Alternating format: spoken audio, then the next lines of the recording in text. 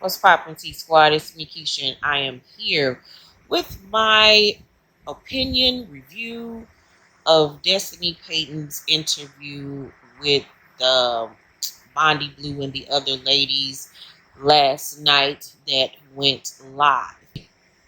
So here's my thoughts. I went into the interview not really expecting that much from Destiny because we all know that she has been fairly private and withholding information about her life. And I got more out of her than I expected, but I went into the interview perplexed on a lot of things regarding Destiny, and I left even more confused to steal a lot of stuff that just wasn't adding up to me. So I'm gonna go over um, some things that I noticed. One thing I will say, somebody must have told her about her attitude, because the interview that I showed you all about a month ago, when she interviewed with the girl from the Love and Marriage Huntsville Instagram page, she had this stank look on her face and just wasn't very inviting or anything like that. So I noticed that she changed her appearance as far as her facial expressions and things like that. She came across a little bit more pleasant and tried to be a little bit more likable. So that's one thing that I will give her, is that she's working on her interview faces, because she has that resting bitch face, much like Stormy. So let's get into the interview. The ladies asked a lot of questions that we the viewers have been wanting to ask Destiny. They really got in there and they really asked the questions, so I was really excited and happy about that. So when asked about why she doesn't really open up on the show about her life, she said that she's not like a main character pretty much, and that they don't focus on her like that. But I'm like, that don't make sense, because you've had plenty of opportunities to speak about your life. You chose not to. It's not about editing. It's not about you being basically like one of the friend characters or whatever on the show. It's, you've had opportunities, and it was even brought up at the reunion. So that was like, okay. Then when they got on the subject of her marriage and why she hasn't been forthcoming about that, the first thing that she said was that she couldn't speak on it because her and LeBrick made an agreement for her not to speak on him on the show, and that she agreed. But my thing is, if you made an agreement to not speak on him on the show, why are you then speaking on him in this interview? Because this is just my opinion and my way of thinking. If we made an agreement for you not to speak about me on television, I would think that would transfer over to interviews as well, because this interview is going to reach thousands and thousands of people. My name is still going to be out there and be in a negative way. So if you can't speak about them on TV, you shouldn't be able to talk about them in the blogs or whatever the case may be. So that was confusing for me. Then when she started speaking about the divorce, she said that she in fact had spoken to a lawyer probably 2 weeks prior, and I guess she was thinking about divorcing him. So obviously things were going really bad in their household, because she said that the pandemic really did their relationship in, because they went from being in a long distance relationship to living with each other, and then getting adjusted to being around each other. Then the pandemic happened and they were stuck in the house together, and that made things worse. I don't think that it was just no goddamn pandemic that ruined this marriage. It was something else, in my opinion, that led up to this, and that she still wasn't really clear on. She was still being kind of, to me, evasive on the details of really what broke down this marriage. So she said that she had their son, and that he really wasn't helpful towards her after she had the baby. and he wasn't basically being a provider for her in the sense of she was still taking care of all of her bills that she had before they got together, plus the bill with Madani. She was still doing everything for herself, and he basically was like, well, I'm keeping a roof over your head, so you should be happy. Well, once again, I don't even know why you married the nigga if he wasn't even helping take care of you, but okay. So she said he wasn't really being helpful to her. He wasn't really helping her. And she said that, like I said, 2 weeks prior to him serving her with divorce papers, she had spoken to a lawyer herself. Then she said she came home one day, was walking up the driveway, and was served divorce papers. She said she got the divorce papers and she was stunned and shocked, and she didn't go in the house to say anything. She acted like she had never been served. She acted like nothing had happened. Now, this is my opinion. I do not see Destiny getting served divorce papers in her driveway when she and her husband are still living in the marital home together, and her going into the house and not saying nothing. We have seen her reactions on this show. She is a very confrontational person. She got a mouth on her. I do not see that lady going in the house acting like hunky dory, like nothing has happened. It's a regular day. It's a beautiful morning. I don't see that at all.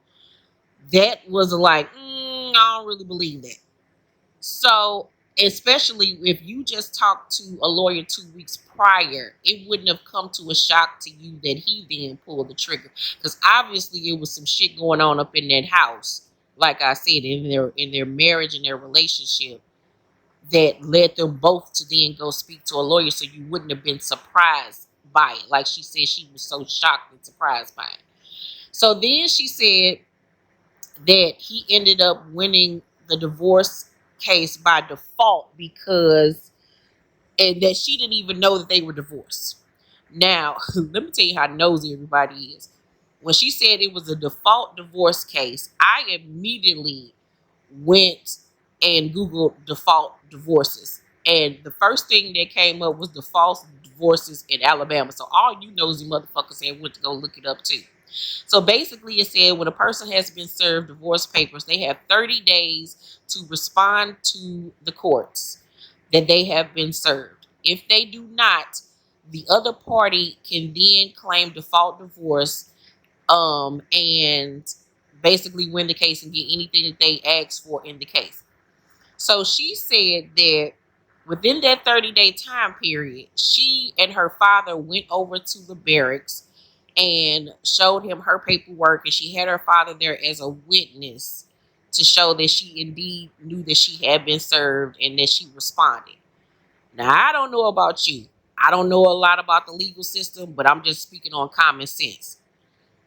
Why would you go to him to show that you know that you had been served? Why wouldn't you go to the courts, go to your lawyer? Hey, I received this paperwork. I just want to put you on notice that I got it. Can you file this in the court? Whatever the case may be. Why would you go to him, somebody that you're divorcing, to trust him to then tell the courts that, yeah, she got the paperwork and she responded? That don't make sense to me. I would think that you would respond to the courts and not your ex. Who the fuck is he? He ain't Judge Lynn Toler. What the fuck is going on? That didn't really make sense to me at all. So she said she had responded to him, but then he went to the courts and lied and said that she never responded, and that was how he won custody of the baby and was able to get the divorce. By the way, she said that, he asked for full custody of their son, and that's how he won it, because she so-called, he lied in court and said that she never responded to being served. The way she made it seem like he wasn't really even being that helpful with the baby after she had it. So if he wasn't being that helpful, why would he then turn around and ask for full custody of that damn baby? That didn't add up to me. And then he lied. In that case, he then lied to the courts and said that you never responded, which wasn't true, which will put him in contempt of court. The whole thing was just like, what, Destiny? I just didn't get none of that part. I was like, huh, that didn't make any sense. So she said she didn't even know she was divorced. She finds out that she was divorced, finds out that he won full custody of the son. They were divorced. They tried to get back together. That didn't work. And then they went through the process of another divorce. Now, I don't know about you, but I didn't know that you could get divorced again if you've already been divorced. Only thing that I can think of is that she contested the first divorce based on him saying that she never responded to being served. That's the only thing that I could think of, but that was never said in the interview. Because I'm like, if y'all already were divorced, then how are you going through a second divorce? If anything, I would think that they would be going to court about custody, not divorce. So I don't know if it just flew over my head and I'm just dumb, but y'all talk to me down below in the comment section. So that was confusing to me. Then she said that the ladies brought up the whole public assistance situation, which I was so happy that they did. And she went on to say that when she sat down with Maurice and he said, did you get a PP loan? And she was like, no, it wasn't a PPP loan. It was public assistance. So she basically said that she worded it in that way, meaning that, yeah, I did get the PPP loan, but I'm not talking about that. I'm talking about, yeah, I did get public assistance. But that's just not how I feel like, this is my opinion, how a normal person would respond to that question. If you tell somebody that you were on public assistance, hey, it was so bad I had to go on public assistance. And they like, what? What kind of public assistance? A PP loan? I would respond naturally, nah, not a PP loan. Yeah, I did get one of those, but no, I'm not talking about that. I'm talking about public assistance. I got that too. She made it seem like she didn't get a PPP loan, like she was just on public assistance and that she was going in her savings to take care of Madani, to take care of herself. She made it seem like she did not get any help from the state via a PPP loan. So that I still call bullshit on. You lied about that, and I don't care what nobody say. The way she said that whole situation, it didn't even add up when she said it on the show. But okay, she admits to getting the PPP loan, but she then says, um, I was on public assistance. There are a lot of different programs that you can be under. And she said that she was under like 2 programs. She never said what those programs were that gave her public assistance. But from my understanding and from what I took from that, it didn't seem like it was food stamps or cash benefits. So I don't know if it was child care assistance, was it WIC assistance? I don't know. But even with all of that being said, they still will go based off of your income and the father's income. The state don't play. The state does not play. My mother owned a daycare for 12 years. Like I told you guys, I was on assistance for some years when I first had my son. So I know personally how the child care system goes when people get child care from the state, get help and assistance with that, how they go off your income and all of that stuff. But anywho, so she never said what the 2 programs were that she was under to receive public assistance. But like I said, she said, or no, okay, so in the interview, she was like, when they were going through the divorce, she was so scared. She didn't know what was going to happen with her and her finances and stuff like that. So I'm going to take this as the second divorce. Because remember, she said she didn't know about the first divorce. So I'm guessing this is the second divorce. She said she was so scared. She didn't know what was going to happen with her finances and this, that, and the third. So that's why she had to get on public assistance. I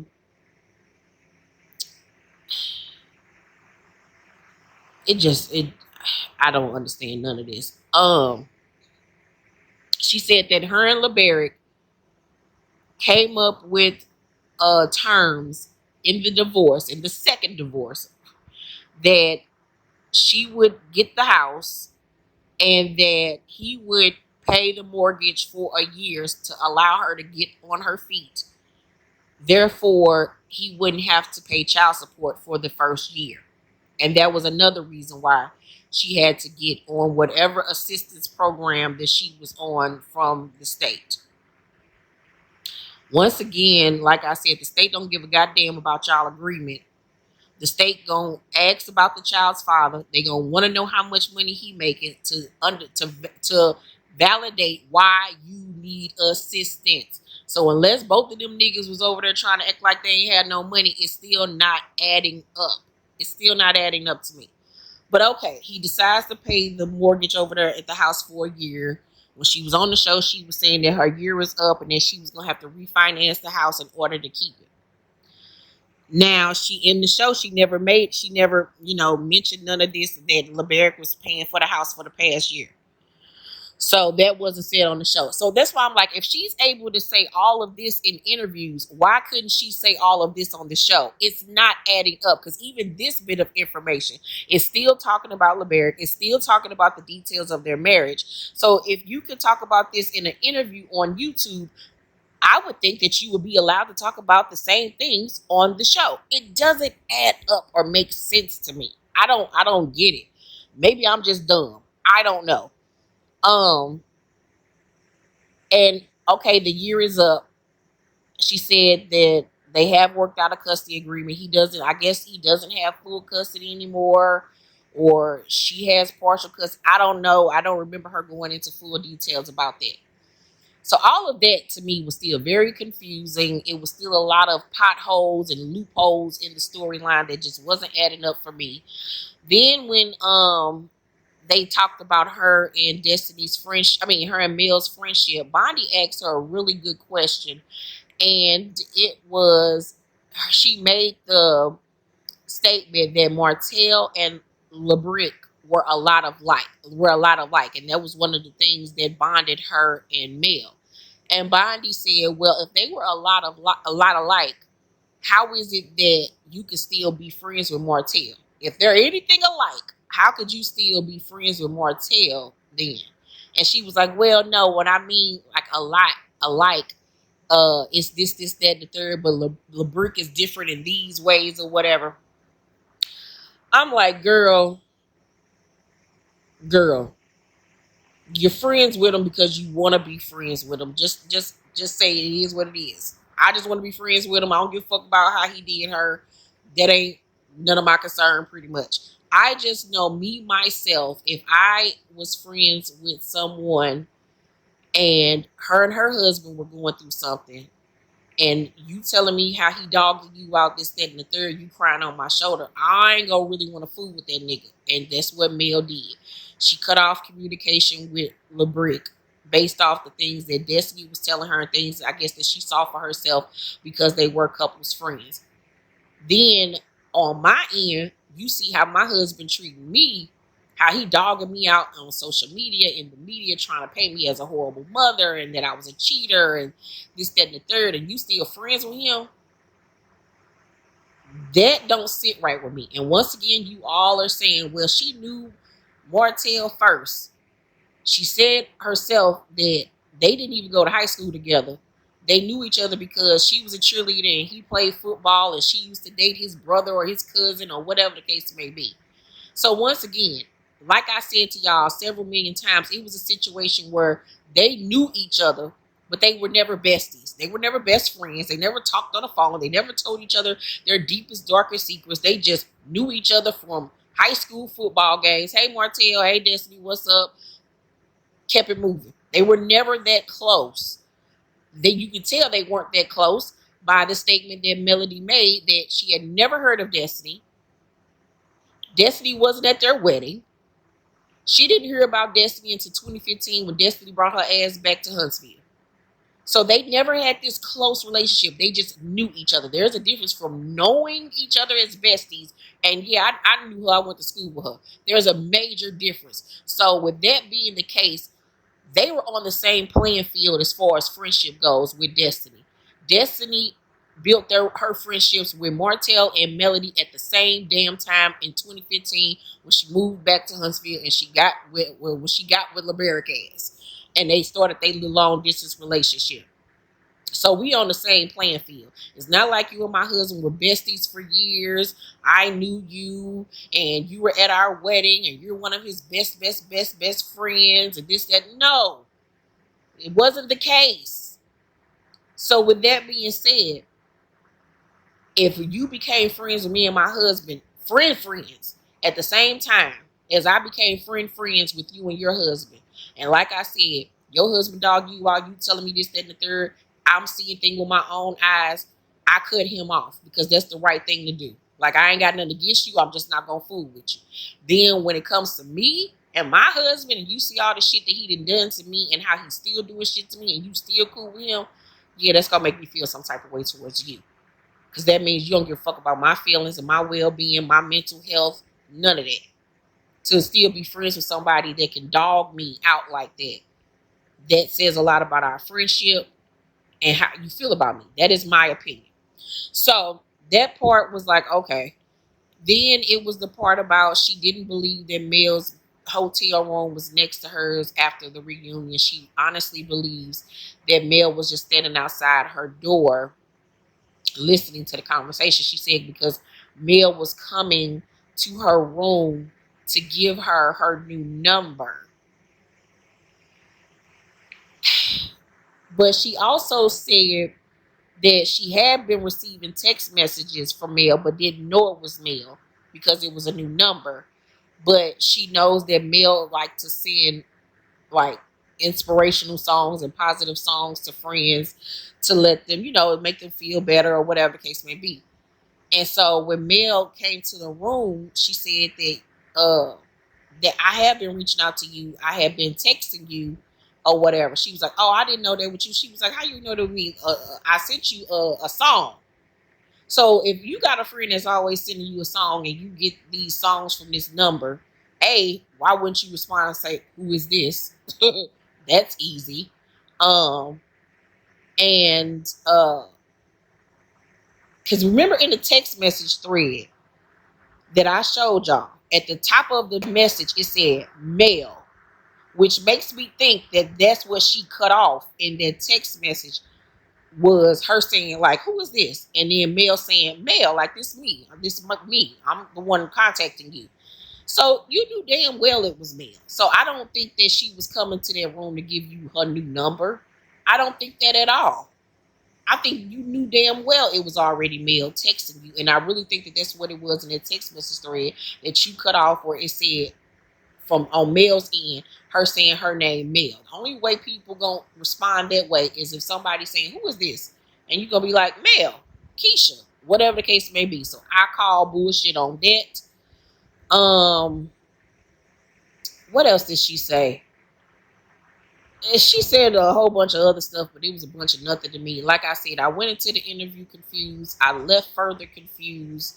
There was still a lot of loopholes and potholes in this interview where I didn't get full answers. It was a lot of contradictions. She'll say one thing, and then the more you let her talk, she'll say something else that didn't add up to what she said initially. What y'all think? I know a lot of people came out of the interview liking her more and saying that she was being more transparent. I don't hate or dislike Destiny. I just think that she's not fully forthcoming. And that there's just something super shady about her. I feel like she's trying to get in where she can fit in.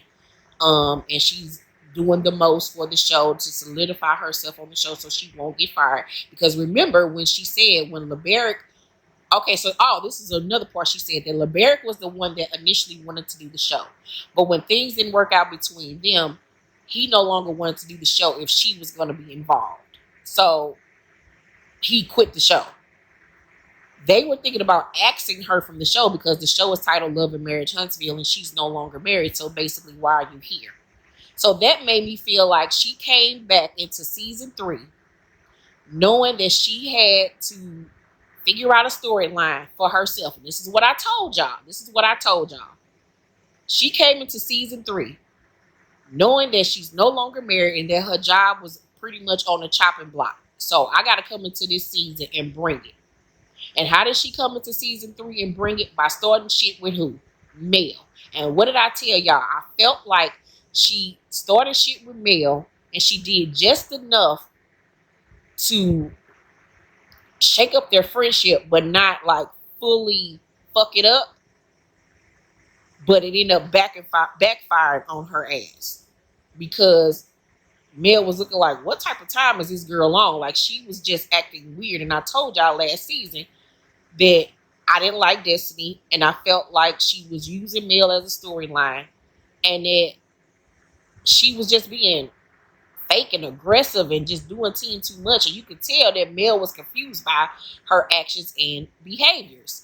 So I feel like she came into the season like, I'm gonna start some shit with Mel. I'm gonna complain about this and that about our friendship, but it ain't gonna fuck up our friendship for real, for real. We'll be able to come back season 4 and make up, and I can still keep my seat on the show. But it didn't go that way.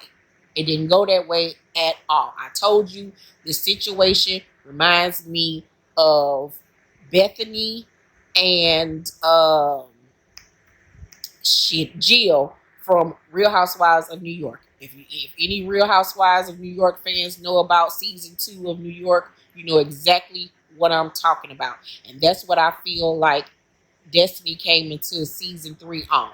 And it backfired on her. It really truly did. That's why I feel like even in this interview, she held back on saying anything really negative about Mel, because she knows that she fucked up when it came to this friendship. She knows that she fucked up this friendship. She knows that she talked behind that girl back.